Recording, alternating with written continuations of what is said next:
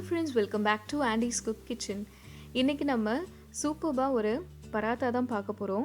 இது வந்து spring ஆனியன்ஸை use பண்ணி பண்ண போகிறோம். அதாவது க்ரீன் ஆனியன்ஸ் அப்படின்னு சொல்லுவாங்க. இதை யூஸ் பண்ணி நம்ம வந்து பராத்தா பண்ண போகிறோம். ரொம்ப சாஃப்ட் அண்ட் லேயர்டாக இது இருக்கும் அண்ட் டேஸ்ட்டும் ரொம்பவே நல்லாயிருக்கும். இது எப்படி செய்கிறதுன்னு குவிக்காக வீடியோவில் பார்த்துடலாம்.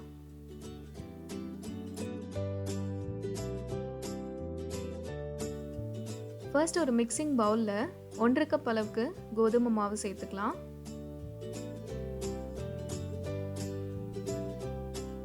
இது கூட 1/2 டீஸ்பூன் அளவுக்கு உப்பு சேர்த்துக்கலாம். 1 டீஸ்பூன் அளவுக்கு ஆயில் சேர்த்துட்டு இது நல்ல மாவு வந்து பிசைறதுக்கு முன்னாடி நல்லா க்ரம்பிள் பண்ணிக்கலாம். நல்ல பிரெட் க்ரம்ஸ் மாதிரி நம்மளுக்கு தூள் தூளாக கிடைக்கணும். அப்போ தான் நல்ல சப்பாத்தி சாஃப்டாக கிடைக்கும். ஸோ க்ரம்பிள் பண்ணிவிட்டு அதுக்கப்புறமா வெதுவெதுப்பான தண்ணியை கொஞ்சம் கொஞ்சமாக சேர்த்து நல்ல ஒரு சாஃப்டான சப்பாத்தி மாவாக நம்ம ரெடி பண்ணணும். ஒரேடியாக தண்ணி சேர்த்துக்க வேண்டாம். சப்பாத்தி நார்மலாக பண்ணும்போதும் இதே மாதிரி ப்ரொசீஜரில் நம்ம பண்ணிக்கலாம். நல்ல சாஃப்ட் சப்பாத்தி நம்மளுக்கு கிடைக்கும். ஸோ மாவு நல்லா கம்பைன் ஆனதுக்கப்புறமா ஒரே ஒரு டீஸ்பூன் எண்ணெய் சேர்த்துட்டு நல்ல கையில் ஒட்டாமல் வர வரைக்கும் நல்லா இதை வந்து நீட் பண்ணிகிட்டே இருங்க. ஸோ இப்போ கையில் ஒட்டுறது ஸ்டாப் ஆனதுக்கப்புறமா ஒரு 10 to 15 மினிட்ஸ்க்கு நல்லா இந்த மாதிரி மடித்து நம்ம வந்து இதை நீட் பண்ணிகிட்டே இருந்தோம் அப்படின்னா நல்ல லேயர்டாக நம்மளுக்கு சப்பாத்தி அண்ட் பராத்தா வந்து கிடைக்கும். ஸோ அது வந்து ஒரு 10 to 15 மினிட்ஸ்க்கு ரிப்பீட்டடாக நீட் பண்ணுங்கள் இதே மெத்தடில்.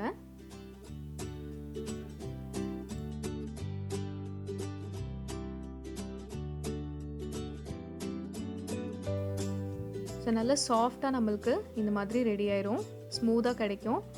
அதுக்கப்புறமா இந்த மாதிரி நல்ல மாவு வந்து டக் பண்ணிவிட்டு இதை கொஞ்ச நேரம் நம்ம ஊற விட போகிறோம்.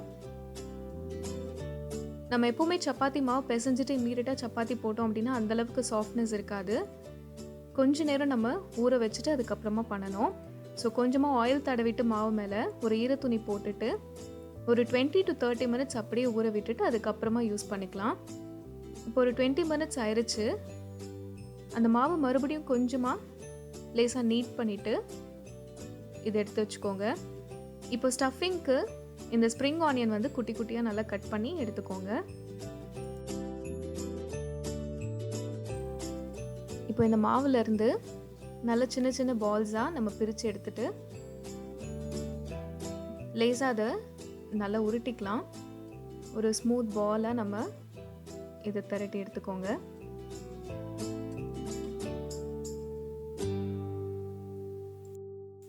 இது ஒர்க் ஏரியாவுக்கு ஷிஃப்ட் பண்ணிவிட்டு கொஞ்சமாக மாவு டஸ்ட் பண்ணி இது நல்லா தின்னாக திரட்டிக்கலாம். எந்த அளவுக்கு தின்னாக திரட்ட முடியுமோ அந்தளவுக்கு திரட்டிக்கோங்க.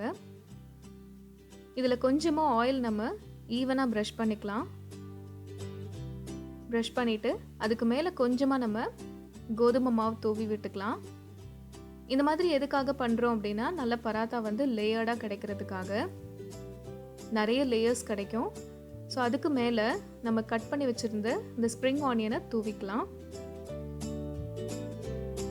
தூவிட்டு சென்டர் பாயிண்ட்லேருந்து ஒரு சின்ன கட் மாதிரி போட்டுக்கோங்க. நைஃப் யூஸ் பண்ணி கட் பண்ணிவிட்டு ஒரு சைட்லேருந்து அப்படியே ரோல் பண்ணிகிட்டே வந்துட்டோம் அப்படின்னா ஃபைனலி ஒரு கோன் ஷேப் மாதிரி கிடைக்கும். எட்ஜஸ் வந்து ஜஸ்ட் லைட்டாக ப்ரெஸ் பண்ணிட்டோம் அப்படின்னா அது சீல் ஆகிடும். மேலேருந்து அப்படியே நம்ம தம் ஃபிங்கர் யூஸ் பண்ணி ப்ரெஸ் பண்ணிகிட்டே வந்துட்டோம் அப்படின்னா நம்மளுக்கு இந்த மாதிரி லேயர்டாக பராத்தா வந்து ரெடி ஆயிரும். இது வந்து இம்மீடியட்டாக நம்ம திரட்ட வேண்டாம். ஒரு 10 to 15 மினிட்ஸ் அப்படியே வந்து ஒரு துணி போட்டு கவர் பண்ணி வச்சுட்டு அதுக்கப்புறமா நம்ம பராத்தாஸ் பண்ணும்போது கம்ப்ளீட்டாக அந்த மாவு வந்து செட் ஆகிருக்கும். ஸோ இதே மாதிரி நம்ம எல்லாமே ரெடி பண்ணிக்கலாம்.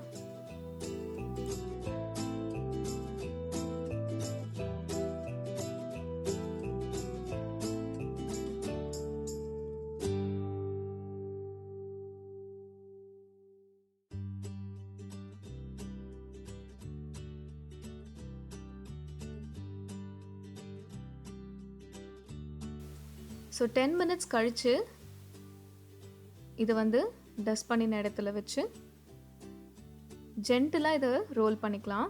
நம்ம சப்பாத்திக்கெலாம் பண்ணுற மாதிரி ரொம்ப ப்ரெஷர் கொடுத்து நீட் பண்ண வேண்டாம், ரோல் பண்ண வேண்டாம்.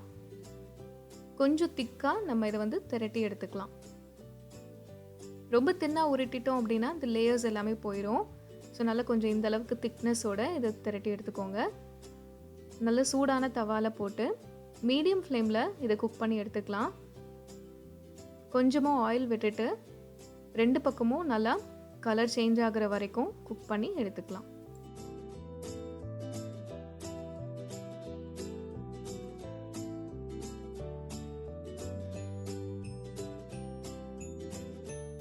இப்போ இது 2 பக்கமும் நல்லா குக் ஆயிருச்சு. இதை ஒரு பிளேட்டில் ட்ரான்ஸ்ஃபர் பண்ணிக்கலாம். ஸோ பார்த்தீங்கன்னா நல்ல லேயர்டாக உள்ள அவ்வளோ சாஃப்டாக இருக்குது. அண்ட் டேஸ்ட்டும் ஸ்ப்ரிங் ஆனியன் சேர்த்துருக்கிறதுனால அவ்வளோ சூப்பராக இருக்கும். கண்டிப்பாக இது வந்து ஒரு மஸ்ட் ட்ரை பராத்தா. இந்த ஸ்ப்ரிங் ஆனியன் பராத்தாவை நீங்களும் ட்ரை பண்ணிவிட்டு எப்படி வந்துச்சு அப்படிங்கிறது கீழே கமெண்ட்ஸில் ஷேர் பண்ணுங்கள். இந்த வீடியோ உங்களுக்கு பிடிச்சிருந்தா லைக் பண்ணுங்கள், ஷேர் பண்ணுங்கள், மறக்காமல் சேனலுக்கு சப்ஸ்கிரைப் பண்ணுங்கள். நெக்ஸ்ட் இன்ட்ரெஸ்டிங் ரெசிபியில் வந்து மீட் பண்ணுறேன். அது வரைக்கும் பாய்.